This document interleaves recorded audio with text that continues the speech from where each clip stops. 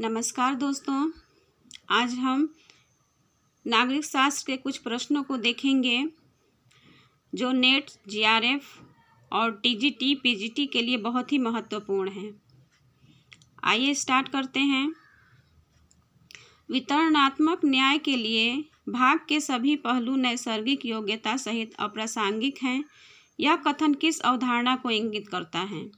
वितरणात्मक न्याय के लिए भाग के सभी पहलू नैसर्गिक योग्यता सहित अप्रासंगिक हैं। यह कथन इंगित करता है भाग्य समतावाद को। अगला प्रश्न है, व्यक्तिवादी अराजकतावाद की कौन सी एक मुख्य विशेषता नहीं है? तो व्यक्तिवादी अराजकतावाद की जो मुख्य विशेषता नहीं है वो है जयवादिता। अगला प्रश्न है, अपने अस्तित्व को स्वतः बनाए रखने के लिए कार्य करने वाली पृथ्वी को एक जीवंत इकाई के रूप में सबसे अधिक समझा जाता है। तो सबसे अधिक समझा जाता है क्या? गेया परिकल्पना को। गेया परिकल्पना को अपने अस्तित्व को स्वतः बनाए रखने के लिए कार्य करने वाली पृथ्वी को एक जीवंत इकाई के रूप में सबसे अधिक समझा जा सकता है। अगला है, ऑस्ट्रेलिया, न्यूजीलैंड, फ्रांस तथा स्पेन में से किस देश का संविधान लिखित नहीं है? तो इसमें से जो न्यूजीलैंड है इसका संविधान लिखित नहीं है, बाकी ऑस्ट्रेलिया, फ्रांस और स्पेन का जो संविधान है वो लिखित रूप में है। आगे है, मैकियावेली के लिए सरकार का कौन सा रूप आदर्श है? तो मैकियावेली के लिए जो गणतंत्र है वो आदर्श है। कौन से विचारक महिला समानता में विश्वास नहीं रखते थे? तो महिला समानता में अरस्तु और हीगेल विश्वास नहीं रखते थे, जबकि प्लेटो को महिला का सबसे बड़ा समर्थक माना जाता है। The consideration of representative government में जे.एस. मिल ने किसका विस्तार का वर्णन नहीं किया है? तो the consideration on representative government में जे.एस. मिल ने राजनीतिक व्यवस्था के विस्तार का वर्णन नहीं किया है।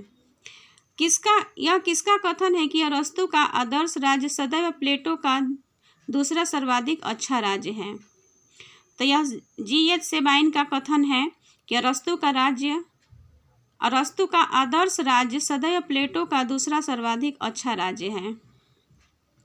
कौटिल्य के अनुसार राज्य का कार्य नहीं है। तो कौटिल्य के अनुसार राज्य का कार्य केवल समाज निर्माण नहीं है, बल्कि राज्य का कार्य उसका अधिग्रहण जो उसके अस्तित्व और नियंत्रण में नहीं है, जो कुछ अधिग्रहित किया गया है उसका संरक्षण तथा जो कुछ संरक्षित किया गया है उसका प्रबलन, ये कौटिल्य के अनुसार राज्य का कार्य है। अगला है, अग्नसूत्र संबंधित है। अग्नसूत्र बौद्ध दर्शन से संबंधित है। ईवी रामास्वामी पेरियार सर्वप्रथम किस दल में सम्मिलित हुए थे? तो ईवी रामास्वामी पेरियार जो थे वो भारतीय राष्ट्रीय कांग्रेस में सर्वप्रथम सम्मिलित हुए थे। अगला है, विश्वसनीय न्यूनतम निवारक की संकल्पना किस प्रकार के अस्त्रों से संबंध है?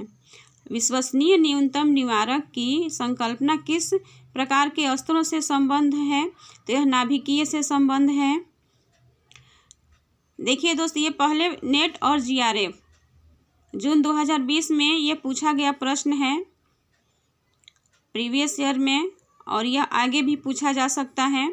50% चांसेस होते हैं प्रीवियस ईयर्स के क्वेश्चन पूछने में, तो थोड़ा सा चेंजिंग रहता है, बाकी क्वेश्चन वही पूछते हैं, तो इसको ध्यान से पढ़िएगा। आगे देखते हैं, उत्तर शीत युद्ध युग में निर्गुट आंदोलन की प्रासंगिकता का विश्लेषण करने हेतु किसने the new northern concert of power NNCP का विचार दिया था? यह विचार दिया था AP राणा ने। किस विषय में राज्यसभा को लोकसभा से अधिक शक्तियां प्राप्त हैं? तो लोकसभा से राज्यसभा को अधिक शक्तियां प्राप्त है नई अखिल भारतीय सेवा का सृजन, अनुच्छेद 312 के तहत। भारतीय संविधान के अनुच्छेद 14, 18, 21 तथा 25 में से कौन सा न्यायिक सक्रियता से संबंधित है? तो न्यायिक सक्रियता से संबंधित है अनुच्छेद 21। आगे देखते हैं, कौन भारत में पंचायती राज व्यवस्था के विचार का कट्टर विरोधी था?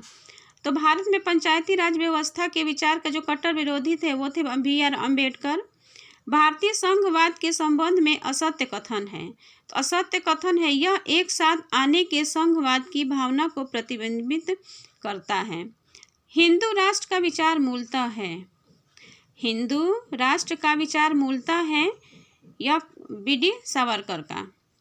भारतीय राज्य व्यवस्था के गतिहीन अनुत्तरदायी राज्य के स्थान पर नियमित आंदोलन की दृष्टि से स्थायी किसने कहा है? भारतीय राज्य व्यवस्था को गतिहीन अनुत्तरदायी राज्य के स्थान पर नियमित आंदोलन की दृष्टि से स्थायी किसने कहा है? तो यह W.H. मॉरिस जोन्स ने कहा है। M.A. निजलिंगप्पा, मोरारजी देसाई, के कामराज तथा Y.V. चौहान में से कौन कांग्रेस पार्टी के सिंडिकेट समूह का सदस्य नहीं है? तो यह है Y.V. चौहान। Y.V. चौहान जो है वो कांग्रेस पार्टी के सिंडिकेट समूह के सदस्य नहीं थे। बाकी M.A. निजलिंगप्पा, मोरारजी देसाई और के कामराज, ये जो थे वो कांग्रेस पार्टी के सिंडिकेट समूह के सदस्य थे। चेस्टर बर्नार्ड के अनुसार एक औपचारिक संगठन अस्तित्व में तब आता है जब ऐसे व्यक्ति हों जो कार्य योगदान के इच्छुक हों। चेस्टर बर्नार्ड के अनुसार एक औपचारिक संगठन अस्तित्व में तब आता है जब ऐसे व्यक्ति हों जो कार्य योगदान के इच्छुक हों। पारंपरिक प्राधिकार या सत्ता का अवधारणा में सम्मिलित है। पारंपरिक प्राधिकार या सत्ता की अवधारणा में सम्मिलित है। क्या सम्मिलित है? व्यक्तियों द्वारा विरासत में प्राप्त प्रतिष्ठा के कारण प्राधिकार या सत्ता का प्रयोग। आगे है, कार्य के प्रभावी मानकों की कमी, कर्मचारी प्रबंधन उत्तरदायित्वों की स्पष्ट समझ का अभाव, प्रबंधन द्वारा काम चलाऊ आधार पर निर्णय लेना तथा समुचित कार्य अभिकल्प और कर्मचारियों के आर्थिक प्रोत्साहन में से किस कारक ने वैज्ञानिक प्रबंधन सिद्धांत के क्रमिक विकास में योगदान नहीं दिया है? तो यह समुचित कार्य अभिकल्प और कर्मचारियों के आर्थिक प्रोत्साहन ने योगदान नहीं दिया है। आगे है, उपभोक्ता संरक्षण अधिनियम 2019 के संबंध में यह कथन सही नहीं है कि उपभोक्ता संरक्षण अधिनियम 2019 के संबंध में यह कथन सही नहीं है कि यह विवादों के निपटारे के वैकल्पिक तंत्र के रूप में मध्यस्थता की अनदेखी करता है। आगे है, उपभोक्ता संरक्षण विधेयक 2019 को भारत की संसद द्वारा पारित किया गया। उपभोक्ता संरक्षण विधेयक 2019 को भारत की संसद द्वारा पारित किया गया। तो यह पारित किया गया 6 अगस्त 2019 को। देखिए 30 जुलाई 2019 को यह लोकसभा में पारित हुआ तथा 6 अगस्त 2019 को राज्यसभा द्वारा यह विधेयक पारित किया गया। प्राधान्य संबंधित है विरोधी विचारों को अपदस्थ कर प्रभावतः उस काल का संबंध बोध बन जाने की बुजुर्ग वर्ग की क्षमता से। प्राधान्य संबंधित है विरोधी विचारों को उपदस्थ कर प्रभावतः उस काल का सामान्य बोध बन जाने की बुजुर्ग वर्ग की क्षमता से। किसने वैज्ञानिक नियतवाद को अस्वीकृत किया और राजनीतिक तथा बौद्धिक संघर्ष का समर्थन किया? तो यह एंटोनियो ग्राम्सी ने वैज्ञानिक नियतवाद को अस्वीकार किया तथा राजनीतिक तथा बौद्धिक संघर्ष का समर्थन किया। आगे देखते हैं,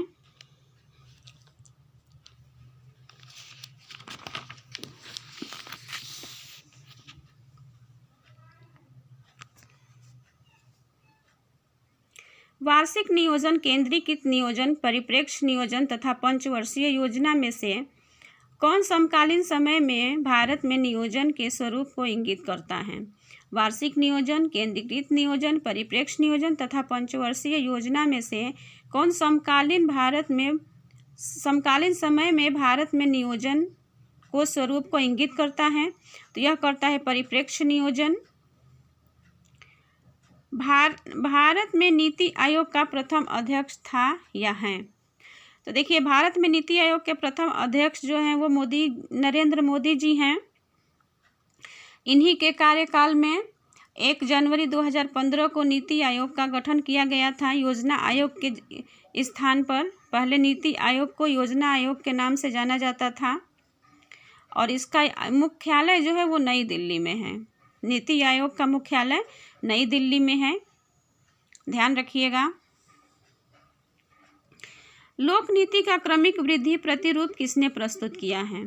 तो लोक नीति का क्रमिक वृद्धि रूप चार्ल्स ई लिंड्स ब्लूम ने प्रस्तुत किया है। न्यायसीता प्रदत्तीकरण जनादेश तथा सर्वसम्मति में से कौन सा प्रतिनिधित्व का सिद्धांत अथवा प्रतिरूप नहीं है? न्यायसीता प्रदत्तीकरण जनादेश तथा सर्वसम्पत्ति में से कौन सा प्रतिनिधित्व का सिद्धांत अथवा प्रतिरूप नहीं है? तो यह सर्वसम्मति। सर्वसम्मति जो है न्यायसीता प्रदत्तीकरण जनादेश तथा सर्व में से यह तीनों शामिल हैं, जबकि सर्वसम्मति जो है यह नहीं है। शासनों के वर्गीकरण की यूनानी पद्धति के अनुसार अनेकों द्वारा शासन के विकृत रूप को जाना जाता है। शासनों के वर्गीकरण की यूनानी पद्धति के अनुसार अनेकों द्वारा शासन के विकृत रूप को जाना जाता है। तो यह अराजक लोकतंत्र यानी कि भीड़ का शासन। किसे प्रायः सांस्कृतिक राष्ट्रवाद के जनक के रूप में निरूपित या चित्रित किया जाता है? तो सांस्कृतिक राष्ट्रवाद के जनक के रूप में जॉन गॉडफ्रायड हर्डर को निरूपित किया जाता है। आयात प्रतिस्थापन का संकट, सैन्य शासन व्यवस्थाओं द्वारा अपनी लोकप्रियता एवं वैधता का खोना, सामाजिक परिवर्तन तथा जन माध्यम में से कौन सा लोकतंत्रीकरण के संदर्भ में लोकतांत्रिक विवर्तन का कारण नहीं है? आयात प्रतिस्थापन का संकट, सैन्य शासन व्यवस्थाओं द्वारा अपनी लोकप्रियता एवं वैधता का खोना, सामाजिक परिवर्तन तथा जन माध्यम में से कौन सा लोकतांत्रीकरण के संदर्भ में लोकतांत्रिक विवर्तन का कारण नहीं है? तो यह है जन माध्यम। आगे है, किसने नारीवादी दृष्टिकोण में हैंस मार्गेथाउ के 6 प्रिंसिपल्स ऑफ पॉलिटिकल रियलिज्म का निरूपण किया था? तो नारीवाद दृष्टिकोण के हैंस मार्गेथाउ के 6 प्रिंसिपल्स ऑफ पॉलिटिक्स रियलिज्म का जो निरूपण करने वाले थे वो है J.N. टेक्नेर। यह कथन किसका है कि उदार लोकतंत्र और बाजार के योग ने राजनीतिक और सामाजिक विकास के इतिहास में समापन रेखा खींच दी है? तो यह कथन है फ्रांसिस फुकुयामा का। फ्रांसिस फुकुयामा का कथन है कि उदार लोकतंत्र और बाजार के योग ने राजनीतिक और सामाजिक विकास के इतिहास में समापन रेखा खींच दी है। आगे है, यूरोपीय परिषद, यूरोपीय आयोग, परिषद तथा यूरोपीय संसद में से कौन सी यूरोपीय संघ की कार्यकारी नौकरशाही भुजा है? तो यह है यूरोपीय आयोग। न्यायसंगत कारण विधि, न्यायसंगत विधि संगत प्राधिकार, समानुपातिक तथा मानवता में से कौन सा जस एड बेलम युद्ध का न्याय संगत विकल्प का सिद्धांत नहीं है? तो यह है मानवता। रूढ़िवाद का प्रमुख विचारक नहीं है? तो रूढ़िवाद के प्रमुख विचारक नहीं है T.H. ग्रीन। आगे है, जर्मनी, नीदरलैंड, स्विट्जरलैंड तथा बेल्जियम में से किस देश में सत्ता में सहभागिता के तंत्र के रूप में संपरिवर्तनीयता को नहीं अपनाया जाता है? तो जो जर्मनी है, जर्मनी में संपरिवर्तनीयता को नहीं अपनाया जाता है। बाकी नीदरलैंड, स्विट्जरलैंड तथा बेल्जियम में से बेल्जियम जो है वो सहभागिता के तंत्र के रूप में संपरिवर्तनीयता को अपनाया जाता है।